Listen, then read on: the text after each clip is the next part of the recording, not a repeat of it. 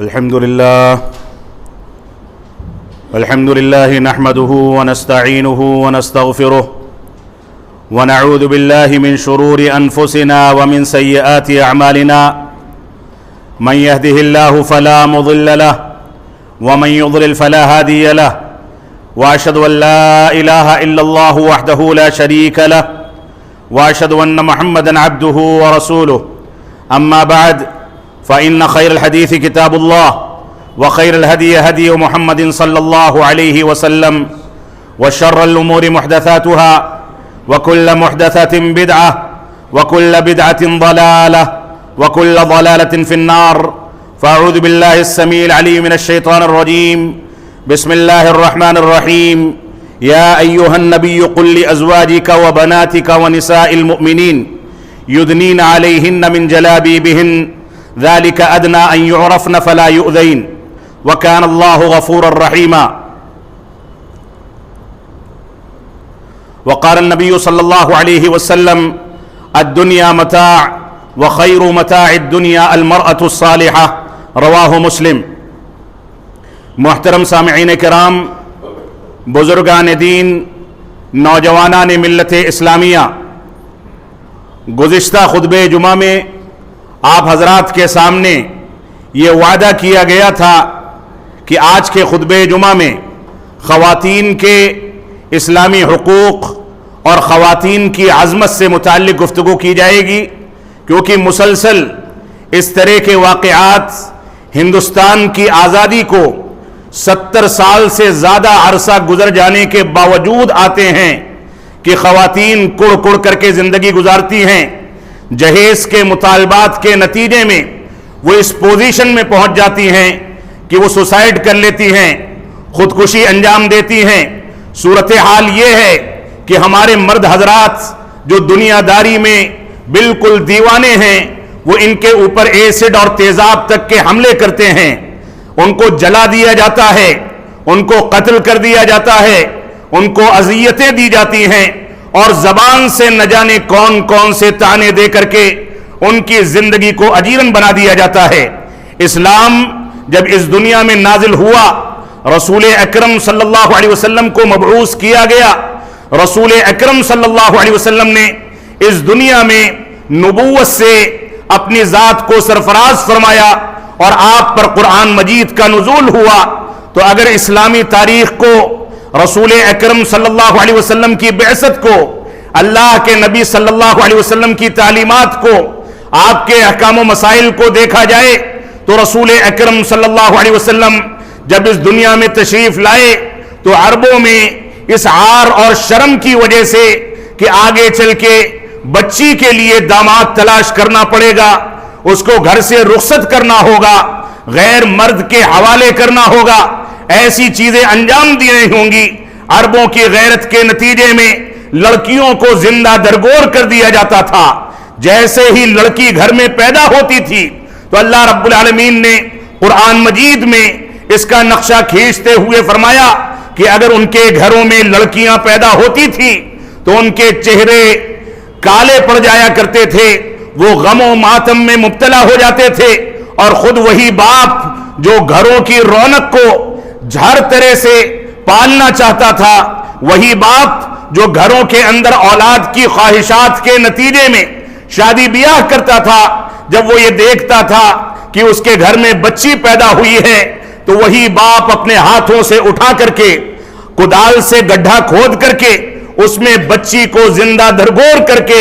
اوپر سے مٹی بھر دیا کرتا تھا۔ قرآن مجید نازل ہوا، رسول اکرم صلی اللہ علیہ وسلم کی بعثت ہوئی، آپ کو مبعوث کیا گیا، سب سے پہلے آپ نے خواتین کے حقوق پر توجہ دی۔ اللہ رب العالمین نے فرمایا وَإِذَا الْمَوْعُودَةُ سُئِلَتْ کہ زندہ درگور کی گئی بچیوں سے قیامت کے دن سوال کیا جائے گا کہ تیرا کون سا جرم تھا کہ تیرے باپ نے، تیرے رشتہ دار نے، بعض مردوں نے تجھ کو اٹھا کر کے زندہ درگور کر دیا، اور اس کے نتیجے میں زندہ درگور کرنے والوں کے ساتھ جو سزائیں ان کے حق میں ہوں گی اس کا فیصلہ کیا جائے گا۔ قرآن مجید نے ان خواتین کو حقوق دیے۔ رسول اکرم صلی اللہ علیہ وسلم پر جب پہلی وحی نازل ہوتی ہے اور غار حرا میں آپ برسوں سے مولائے حقیقی کی تلاش میں ستو اور پانی لے کر کے کئی 100 میٹر کی مسافت اور اونچائی کو طے کر کے غار حرا میں بیٹھتے تھے، اللہ رب العالمین اور اپنے پیدا کرنے والے کی تلاش کرتے تھے، دین اسلام کی تلاش کرتے تھے، توحید کی تلاش کرتے تھے، ہر وقت دعا گو رہتے تھے کہ مجھ کو میرے مولائے حقیقی کے بارے میں جانکاری ہو جائے، میں مشرک نہ ہو جاؤں، اپنے ہاتھ سے تراشے ہوئے پتھروں کو پوجنے نہ لگوں، اپنے جیسے انسانوں کو اپنا مولا قرار نہ دے دوں، اپنے جیسے انسان جو بیمار بھی پڑتے ہیں،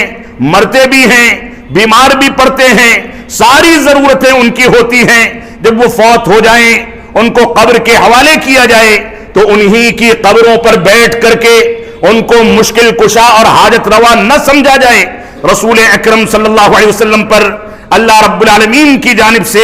جب جبریل امین علیہ الصلاۃ والسلام نازل ہوئے تو اپنے قد میں، اپنی اصل ہیئت میں جب نازل ہوتے ہیں تو اللہ کے نبی صلی اللہ علیہ وسلم نے بعد میں بیان فرمایا کہ ان کے 600 پر، دونوں بازوؤں پر، اور ان کی جسامت ایسا لگتا تھا کہ زمین سے آسمان تک پھیلی ہوئی ہے۔ جب ان کو ان کی اصل شکل میں دیکھا گھبرا گئے، بھاگے ہوئے اماں خدیجۃ الکبریٰ کے پاس آئے اور آ کر کے ان سے کہا کہ زملونی ودثرونی، مجھ کو چادر اڑا دی جائے، میں ڈرتا ہوں کہ کہیں میں ہلاک نہ ہو جاؤں۔ تو انہوں نے فرمایا کہ نہیں، آپ تو یتیموں کے سہارا بنتے ہیں، آپ دوسروں کا بوجھ اٹھاتے ہیں، آپ خواتین کا سہارا بنتے ہیں، بیواؤں کا سہارا بنتے ہیں، کسی کو دیکھتے ہیں کہ اس کے گھر میں کھانے پینے کا نہیں ہے تو اپنی محنت سے، اپنے ہاتھ سے، اپنی جد و جہد سے کما کر کے اس کے سامنے اپنی کمائی پیش کر دیتے ہیں۔ ایسے شخص کو جو اخلاقیات کے اتنے اونچے معیار پر قائم ہو، جو رشتہ داریوں کو جوڑتا ہو، جو خواتین کا خیال کرتا ہو، اس کو واللہ لا یخزیک اللہ ابدا، اللہ کی قسم اللہ رب العالمین آپ کو ضائع نہیں کرے گا، ہلاک نہیں کرے گا۔ اس وجہ سے آپ گھبرائیں نہیں۔ سب سے پہلا سہارا دینے والی وہ خاتون جو اسلام کی سب سے پہلی خاتون تھی، وہ خاتون تھی، ان کی سب سے بڑی خوبی یہ تھی کہ وہ اللہ کے نبی صلی اللہ علیہ وسلم کی بیوی اور اس سے پہلے ایک خاتون کی شکل میں پیدا ہوئی۔ آج کے دور میں جو فتنے مسلمانوں کو چاروں جانب سے دبوچ رہے ہیں، اگر دنوں رات غور و فکر کیا جائے تو ایسے فتنے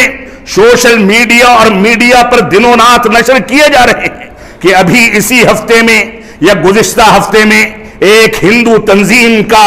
ایک صدر اٹھتا ہے اور وہ یہ کہتا ہے، اتہام لگاتا ہے کہ دہشت گردی اس کو رواج دینے والے سب سے پہلے محمد تھے، انہوں نے خدیجہ سے شادی کرنے کے لیے ان کے شوہر کو قتل کیا، نعوذ باللہ من ذالک۔ اس انداز کے عناصر حقیقت یہ ہے کہ ہماری دین سے دوری کے نتیجے میں پیدا ہوتے ہیں۔ اگر ہم دین پر قائم رہیں، ہم قرآن و سنت کی پیروی کریں تو اس دور میں 313 تھے اور کفار و مشرکین کے لشکر و جرار اور لشکر جرار کا ان کو دیکھ کر کے ان کی حالت خراب ہوتی تھی، پتا پانی ہو جاتا تھا۔ اور آج ہم ہیں کہ اسی ہندوستان میں کروڑوں کھربوں کی تعداد میں ہم دوسروں کے سامنے غلامی کی زندگی اختیار کیے ہوئے ہیں۔ ہماری ذمہ داری ہے کہ ہم دین کی جانب رجوع کریں۔ اسی ہفتے میں سپریم کورٹ میں ایک پٹیشن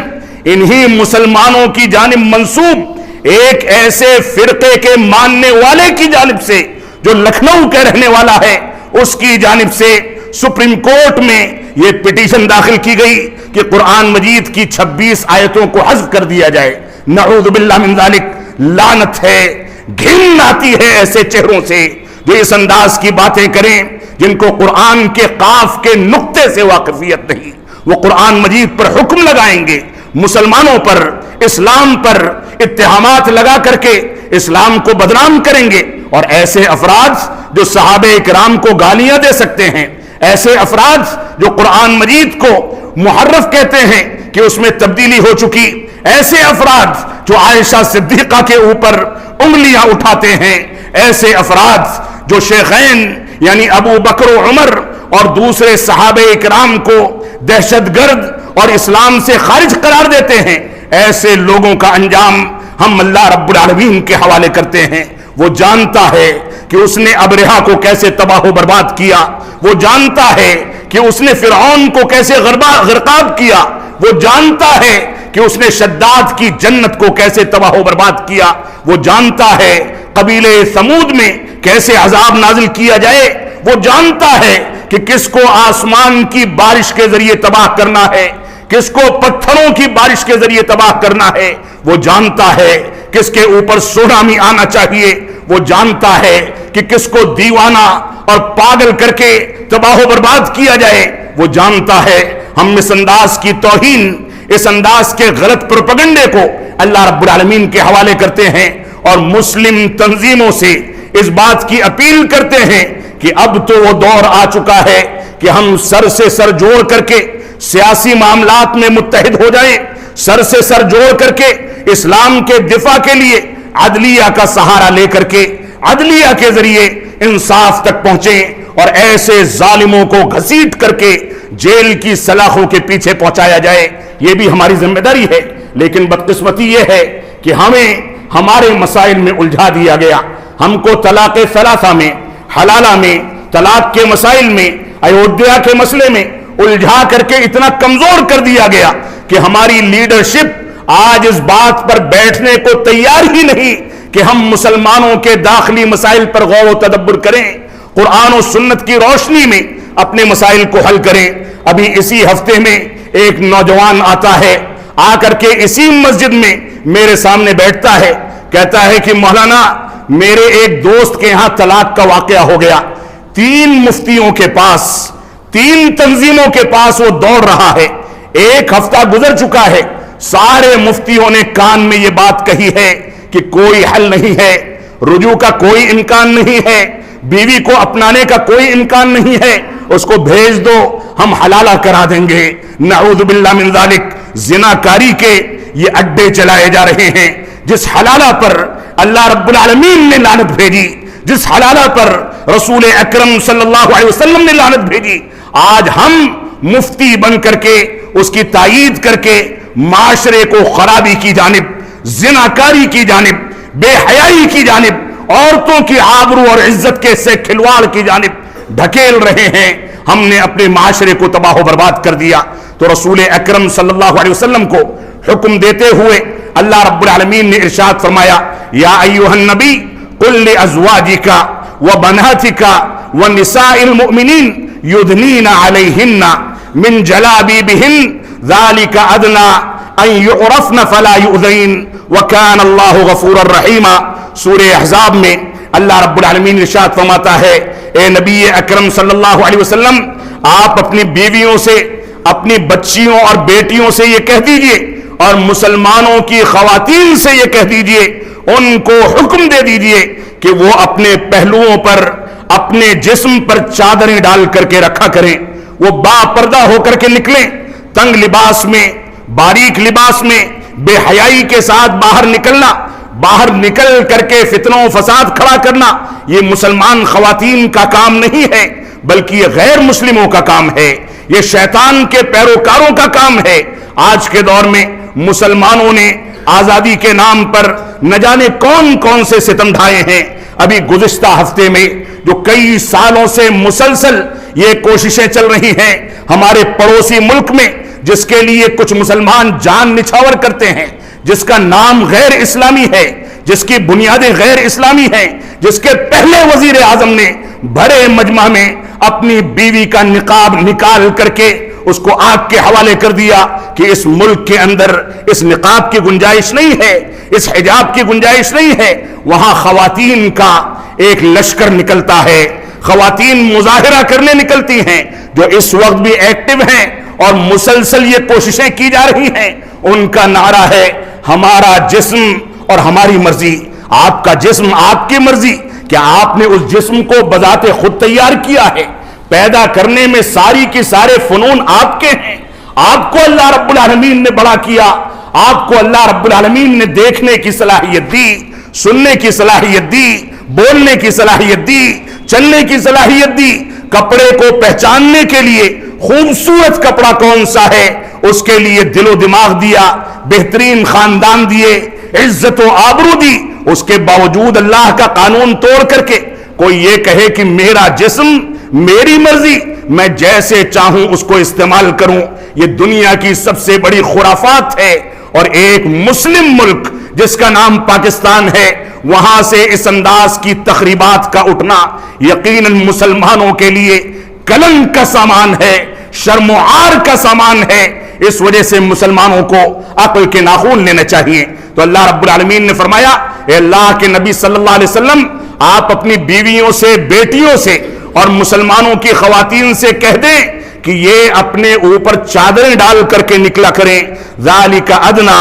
ان یعرفن فلا یؤذین، یہ بات ان قریب ایسی ہے کہ ان کو پہچان لیا جائے گا، ان کی معاشرے میں ایک شناخت بن جائے گی، فلا یؤذین۔ اور جب با پردہ خاتون کی معاشرے میں شناخت ہوتی ہے، یہ شناخت ہوتی ہے کہ یہ خاتون با پردہ نکلتی ہے، شریف ہے، اس کی نگاہیں اوپر نہیں اٹھتی، یہ کسی کے سامنے ہاتھ کھول کر کے مہندی نہیں لگواتی، یہ اپنے حسن و جمال کو دنیا کے نظارے کا ذریعہ نہیں بناتی۔ جب یہ تصور دنیا کے سامنے جاتا ہے تو اللہ رب العالمین نے فرمایا یہ شناخت ان کے لیے ان سے اذیت کو دور کرنے کا ذریعہ ہے۔ لوگ سمجھ جاتے ہیں، دشمنان اسلام بھی ہوں تو ایسی خواتین پر انگلی اٹھانے سے پہلے یا ان کو اذیت پہنچانے سے پہلے 10 بار سوچتے ہیں کہ کہیں کوئی معاملہ نہ ہو جائے، لیکن ہم نے خواتین کو بے پردہ کر دیا۔ اللہ رب العالمین نے سورۃ النساء میں ارشاد فرمایا، وعاشروہن بالمعروف فإن کرہتموہن فعسى ان تکرہوا شیئا ویجعل اللہ فیہ خیرا کثیرا۔ سورۃ النساء جو اس بات کا بذات خود ایک ثبوت ہے کہ اللہ رب العالمین نے اور اسلام نے خواتین کو بہت اونچا مقام دیا ہے۔ پورے قرآن مجید کو آپ کھنگال لیں، تلاش کر لیں، کہیں سورۃ الرجال آپ کو نہیں ملے گی، مردوں کے نام سے موسوم کوئی سورت نہیں ملے گی، لیکن اللہ رب العالمین نے خواتین کے نام سے موسوم صورتیں نازل فرمائیں۔ اللہ رب العالمین نے خواتین کی برات کے لیے، ان کی عزت و وقار کے حفاظت کے لیے، ان کے لیے عائشہ صدیقہ رضی اللہ تعالیٰ کے لیے آیات براعت کو نازل فرما کر کے ان کی پاک دامنی کا ثبوت پے در پے 10 آیتوں میں دیا۔ کسی مرد کے لیے ایسا نہیں کیا گیا۔ مریم علیہ السلام کا مقام ہے، عائشہ صدیقہ کا مقام ہے، خدیجۃ الکبریٰ کا مقام ہے، صحابیات کا مقام ہے، جن سے رسول اکرم صلی اللہ علیہ وسلم قربت رکھتے تھے، ان سے دوڑ کا مقابلہ کرتے تھے، ان کے ساتھ ہنسی مذاق کرتے تھے، ان کے ساتھ اٹھتے بیٹھتے تھے۔ یہ اسلام کا مقام تھا جو اسلام نے خواتین کو عطا کیا ہے۔ تو اللہ رب العالمین نے فرمایا سورۃ النساء میں کہ ان کے ساتھ اچھی طرح سے بود و باش اور رہائش اختیار کیا کرو، ان کے کھانے پینے کا، ان کے رہن سہن کا، ان کے حقوق کا مکمل خیال کرو۔ فَإِن كَرِهْتُمُوهُنَّ فَعَسَىٰ أَن تَكْرَهُوا شَيْئًا، اگر تم ان کو کسی چیز میں ناپسند کرتے ہو تو ممکن ہے کہ جن چیزوں کو تم ناپسند کر رہے ہو اللہ رب العالمین نے انہی چیزوں میں کچھ خیر اور بھلائی رکھی ہو، تمہارے لیے خیر کا پہلو رکھا ہو، لہذا تم خیر کے پہلو کے ناحیے سے ان کو دیکھا کرو۔ اللہ رب العالمین نے، رسول اکرم صلی اللہ علیہ وسلم نے اسی وجہ سے یہ فرمایا، استوصوا بالنساء خیرا فإن المرأة خلقت من ضلع۔ اللہ کے نبی صلی اللہ علیہ وسلم فرماتے ہیں کہ سنو، میں تم کو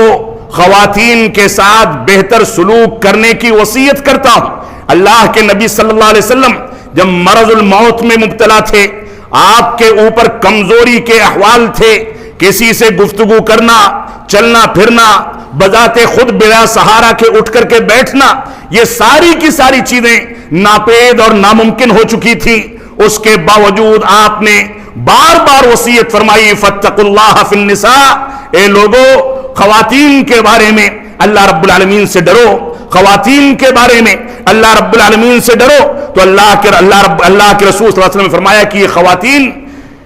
ریڑھ کی ہڈی سے، پسلی سے پیدا کی گئی ہیں،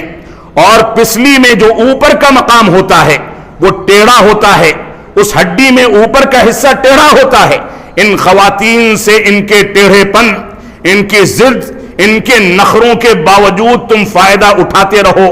اگر اس ٹیڑھے پن کو تم سیدھا کرنے چلو گے تو وہ ہڈی ٹوٹ جائے گی. اور بعض روایات میں ملتا ہے کہ ان خواتین کو زیادہ جبر کر کے سیدھا کرنے چلو گے تو طلاق کی نوبت آ جائے گی. اس وجہ سے میں تم کو عورتوں کے ساتھ بہتر سلوک کی وصیت کرتا ہوں. یہ اللہ کے نبی صلی اللہ علیہ وسلم کی وصیت ہے. اللہ رب العالمین نے فرمایا یا ایھا الذین آمنوا قوا انفسکم واہلیکم نارا وقودها الناس والحجارہ. اے ایمان والو،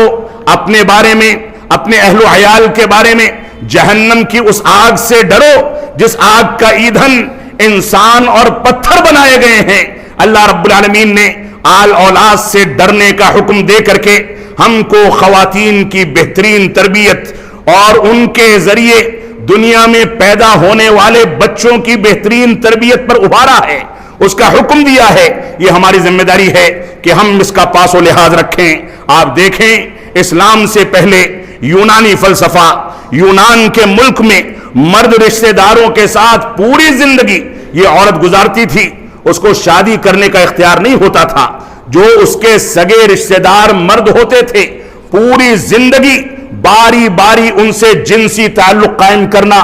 اور انہی کے ساتھ پوری زندگی گزار دینا یہ عورت کی ذمہ داری سمجھی جاتی تھی. اسی طریقے سے رومیوں کے فلسفے میں شوہر کے اختیار میں غلام بنا کر کے اس کو رکھا جاتا تھا. وہ نہ کوئی مطالبہ کر سکتی تھی، نہ کچھ کہہ سکتی تھی، نہ کچھ مانگ سکتی تھی. اور اسی طریقے سے آپ دیکھیں ایرانی اور پارسی تہذیب کے اندر اس خاتون کو محارم سے شادیاں کرنے پر مجبور کیا گیا. اور اسی طریقے سے چینی اور لادینی تہذیب میں آج بھی یہ چیز موجود ہے کہ ان خواتین کی رشتہ داروں سے شادیاں کر کے ماں بیٹے کی شادیاں، بہن بھائی کی شادیاں، آج بھی ان چیزوں کا رواج موجود ہے. اور یہ دنیا جو مہذب دنیا کہلاتی ہے، یہ دنیا جو مثقف اور ترقی یافتہ دنیا کہلاتی ہے، یہ دنیا تو اتنی گر چکی ہے کہ اب خواتین کی شادیاں جانوروں سے کرنے کے رواج بھی پالے جا رہے ہیں. آپس میں ہم جنس پرستی کو اسی ملک ہندوستان اور ہندوستانی تہذیب کی مخالفت کرتے ہوئے یہاں پر قانونی شکل دینے کی کوششیں بھی جاری ہیں، بلکہ دیا جا چکا ہے. اللہ رب العالمین ہم کو ان فتنوں سے دور رہنے کی توفیق عطا فرمائے. اسی طریقے سے ہندو مذہب اور ہندوستانی تہذیب میں آپ دیکھیں ان خواتین کو وراثت سے محروم کیا گیا. اگر شوہر مر جائے تو بیوی کو شوہر کے ساتھ ستی کر دیا جائے، یعنی جلا دیا جائے. یہ یہاں کی تہذیب تھی جو ماضی قریب میں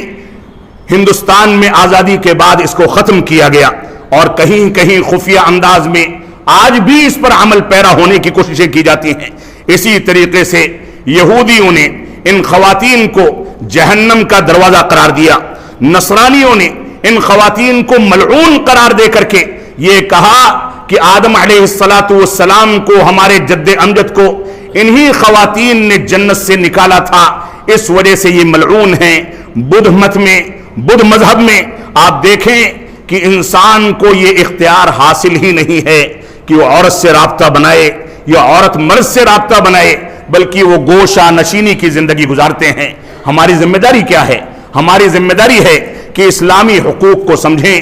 اسلام نے ہم کو کیا کچھ دیا ہے اس کو سمجھیں، خواتین کے حقوق کو ادا کریں. اللہ رب العالمین نے ہم کو اس بات کا حکم دیا اور اسلام میں خواتین کو یہ حقوق دیے کہ اسلام نے اس کو زندہ درگور کرنے کو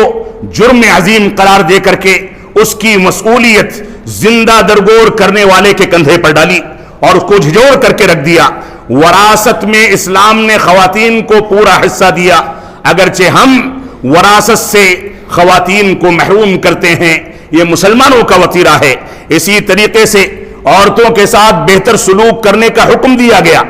ماں کو باپ کے مقابلے میں پہلے 3 حقوق دیے گئے اور اس کے بعد چوتھا حق باپ کو دیا گیا. یہ خواتین کا مقام تھا. ماں کے ساتھ حسن سلوک کو جنت میں داخلے کا سبب قرار دیا گیا. اکثر معاملات میں مردوں اور عورتوں کو برابر رکھا گیا تعلیم حاصل کرنے میں، عبادات میں، تجارت میں، معاملات میں، رشتہ داریوں کے انتخاب میں، ان ساری کی ساری چیزوں میں ان خواتین کو مردوں کے برابر رکھا گیا۔ عورتوں کے سلسلے میں ان کے نفقے اور خرچے کی ذمہ داری مردوں پر ڈالی گئی۔ یہ نہیں کہا گیا کہ مرد آرام سے عورت بن کر کے گھر میں بیٹھے اور عورت باہر ڈنکا پیٹ کر کے کمائے اور گھر چلائے، بلکہ مردوں کی ذمہ داری ہے کہ اپنی مردانگی کا ثبوت دے کر کے خواتین کے نان و نفقے کا استعمال کا اختیار کریں اور اس کا انتظام کریں۔ اذیت کے امکانات سے خواتین کو بچانے کے لیے جیسے دنیا میں وی آئی پیز لوگوں کے لیے سیکورٹی کا انتظام کیا جاتا ہے، ویسے ہی اسلام نے خواتین کو عزت و وقار دیا، تحفظ فراہم کیا۔ اسی وجہ سے کہا کہ وہ اپنے حسن و جمال کو اپنے محارم کے سامنے ظاہر کر سکتی ہے، مزید حسن و جمال کو اپنے شوہر کے سامنے ظاہر کر سکتی ہے۔ دنیا کے سامنے ظاہر کرے گی تو شیطان غلط فائدہ اٹھا کر کے دنگے کرائے گا، تیزاب پھینکنے کی نوبت آئے گی، جہیز کے ذریعے خودکشیوں کی نوبت آئے گی۔ اسی طریقے سے اختلاط کو اسلام نے حرام قرار دیا، بغیر محرم کے سفر کو ممنوع کیا کہ عورت نکلے تو وہ ایسی وی آئی پی ہے کہ اس کے ساتھ مرد اس کے سیکورٹی گارڈ کے طرح سے نکلے، اس کو تحفظ فراہم کرے، اس کو عزت و وقار ملے، وہ تنہائی محسوس نہ کرے۔ یہ اسلام نے اس کو حق دیا ہے۔ اس کے لیے رہائش کے انتظام کی ذمہ داری مردوں پر رکھی گئی، مہر متعین کی، مہر کی تعین کی، اور فرمایا لڑکے اپنے حیثیت کے لحاظ سے مہر کی تعین کریں، اس پر ظلم کرنے کو حرام قرار دیا، اور بہت سارے حقوق اسلام نے ان خواتین کو دیے ہیں۔ لیکن آج کے دور میں جو صورتحال بنتی چلی جا رہی ہے، ابھی ماضی قریب میں احمد آباد میں ایک مسلم لڑکی نے سوسائڈ کر کے جہیز سے پریشان آ کر کے نہ جانے کون کون سے قدم اٹھائے۔ پورے مسلم معاشرے کو شرم سے ڈوب مرنا چاہیے کہ اس کا رشتہ دار لڑکا اس کو بیاہ کر کے رخصت کر کے لے جائے اور اس کے بعد زندگی بھر ستاتا رہے، اس کے درزی باپ کو، غریب باپ کو ستائے، اس سے جہیز کا مطالبہ کرے۔ کون سی تربیت دی ہے ہم نے جس کے نتیجے میں ہم مس انداز کی گھٹ گھٹ کر کے زندگی گزار رہے ہیں؟ آپ دیکھیں اسی ہفتے میں واقعہ پیش آیا، 7 کروڑ روپے جہیز کے نام پر شادی کے بعد لڑکے کے گھر والوں نے لڑکی کے باپ سے وصول کر لیے، اور اس کے باوجود نوبت یہ آئی کہ لڑکی نے خودکشی کر لی۔ بدایوں میں جو واقعہ پیش ہوا کہ ماں خاموشی سے جاتی تھی، پنچایت کے آگے گڑ گڑاتی تھی کہ مجھ کو جہیز کی لعنت سے محفوظ رکھا جائے، وہ اس کو تانا دیتے تھے۔ لڑکی کو علم ہوا، لڑکی نے بتائے بغیر، مسلم لڑکی تھی، جا کر کے پھندا لگا کر کے خودکشی کر لی۔ یہ بھی اسی ہفتے کا واقعہ ہے۔ آپ سوچیں کہ ہم نے کون سے حالات بنا دیے ہیں، کس انداز سے ہم زندگی گزار رہے ہیں۔ ہماری ذمہ داری ہے کہ ہم قرآن و سنت کی پیروی کریں۔ ہمیں اسلام نے اس بات کا حکم دیا کہ ہم شادیوں میں بلوغت کے بعد تاخیر نہ کریں، لیکن ہم تعلیم کے نام پر، تجارت کے نام پر، مال و دولت کے نام پر، بینک بیلنس کے نام پر شادیوں میں تاخیر کرتے ہیں، اور اس کے نتیجے میں خرابیاں وجود میں آتی ہیں۔ بلا ولی کے نکاح کو اسلام نے حرام قرار دیا، اور ہمارے مفتیوں نے اس بات کے جواز کا فتویٰ دے کر کے لڑکیوں کو چوکھٹ چھوڑ کر کے گھر سے بھاگنے کے وسائل پیدا کر دیے۔ اللہ کے نبی صلی اللہ علیہ وسلم فرماتے ہیں جس نے بلا ولی کے مرضی کے نکاح کر لیا جس لڑکی نے، وہ زانیہ ہے، اور ہم کہتے ہیں کہ ولی کی شرط یہ ضروری نہیں ہے۔ اللہ رب العالمین ہم کو ہدایت عطا فرمائے۔ جہیز کی لعنت نے ہم کو اتنا گمراہ کر دیا ہے کہ ہم میں سے بے شمار فیملیاں ایسی ہیں جو سود کی بنیاد پر بینکوں سے لون لے کر کے جہیز ادا کر رہی ہیں۔ اللہ رب العالمین ہم کو ہدایت عطا فرمائے۔ طلاق کے مسئلے میں، حلالہ کے مسئلے میں ہم نے جس انداز کے ستم اور مظالم ان بچیوں پر، ان خواتین پر ڈھائے ہیں، ہمارے مفتیوں کی شکل کے لوگوں نے، اللہ رب العالمین ہم کو ہدایت حاصل کرنے کی توفیق عطا فرمائے۔ وراثت سے لڑکیوں کو محروم کیا جاتا ہے، مہر کی ادائیگی میں بخیلی، اور شادی کے پنڈال اور کھانے پینے پر لاکھوں کروڑوں روپے کی بربادی، یہ ہمارا وتیرہ ہے۔ مخلوط تعلیم، موبائل اور انٹرنیٹ کی آسانیاں، اور اسی طریقے سے اس کے نتیجے میں جبرن شادی کرنے کے بے شمار واقعات، اور ہمارے گھروں کے اندر سب سے بڑی خرابی ہماری دیوسیت ہے، ہماری بے شرمی اور بے حیائی ہے کہ ہم اپنی آنکھوں سے اپنی بچیوں کو تنگ لباس اور باریک لباس پہن کر کے باہر نکلتا ہوا دیکھتے ہیں۔ شادیوں سے پہلے ان کے ہاتھ میں موبائل فون اور سوشل میڈیا تھما کر کے ان کو غیر مردوں کے ساتھ اختلاط کرنے اور ان سے تعلقات بنانے کا موقع فراہم کرتے ہیں۔ اس کے باوجود ہم کو غیرت نہیں آتی، ہم کو شرم و حیا نہیں آتی۔ دیوسیت کا یہ عالم ہے۔ اسی کے نتیجے میں ارتداد کے واقعات بڑھ رہے ہیں۔ مسلم لڑکیاں بھاگ کر کے غیر مسلم لڑکوں سے شادی کر رہی ہیں، اسلام کو چھوڑ رہی ہیں، اسلام کو خیر بات کہہ رہی ہیں، اور نہ جانے کون کون سے واقعات ہوتے ہیں۔ ہم نے مزاروں پر ان خواتین کی آبادی کو آسان بنا دیا، وہ جائیں شرک و بدعات کریں، اور مسجدوں میں خواتین آ جائیں تو فتوی بازی ہوتی ہے کہ مسجدوں میں خواتین کی گنجائش نہیں ہے۔ ہم نے کون سا دین اختیار کیا ہے؟ ہم کون سے وتیرے کو اختیار کر رہے ہیں؟ ہماری ذمہ داری ہے کہ ہم قرآن و سنت کی روشنی میں ان چیزوں پر غور و تدبر کریں۔ آج کے دور میں فتنے اتنے بڑھ گئے کہ مولویوں سے لڑکیوں کا پردہ نہیں ہوتا۔ سوچتے ہیں کہ مولوی ایسا ہے کہ وہ تو کچھ کر ہی نہیں سکتا، اور مولویوں سے لڑکیوں کا پردہ ختم کر دیا گیا۔ یہ ہماری دیوسیت ہے، ہماری بے غیرتی ہے، بے حیائی ہے، بے شرمی کی انتہا ہے۔ ہماری ذمہ داری ہے کہ ہم قرآن و سنت کی پیروی کر کے اپنی بچیوں کو جیسے ہی وہ 10-12 سال کی پہنچیں، بلوغت کو پہنچیں، ان کو پردے کی تعلیم دیں۔ بچپن سے ایسا لباس اختیار نہ کیا جائے جس کی وجہ سے وہ بے حیائی کی عادی بن جائیں، اور اسی طریقے سے ان کو رقص، میوزک، سوشل میڈیا، بے حیائی کے تمام وسائل سے دور رکھ کر کے ہماری ذمہ داری ہے کہ ہم ایسی پاکیزہ زندگی اسلامی تربیت کے تناظر میں ان کے لیے مہیا کریں کہ اس کے نتیجے میں وہ ایک پاکیزہ خاتون بن سکیں، جن کے بارے میں اللہ کے نبی صلی اللہ علیہ وسلم نے فرمایا الدنیا متاع وخیر متاع الدنیا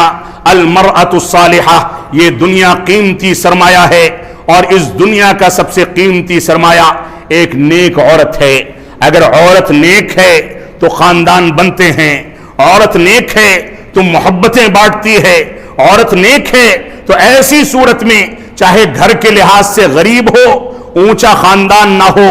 حسن و جمال میں کمی ہو، اس کے باوجود وہ عورت 10 لوگوں کو جمع کر کے خاندانوں کو جوڑنے کا کام کرتی ہے۔ لیکن یہ عورت اگر شادی کے پہلے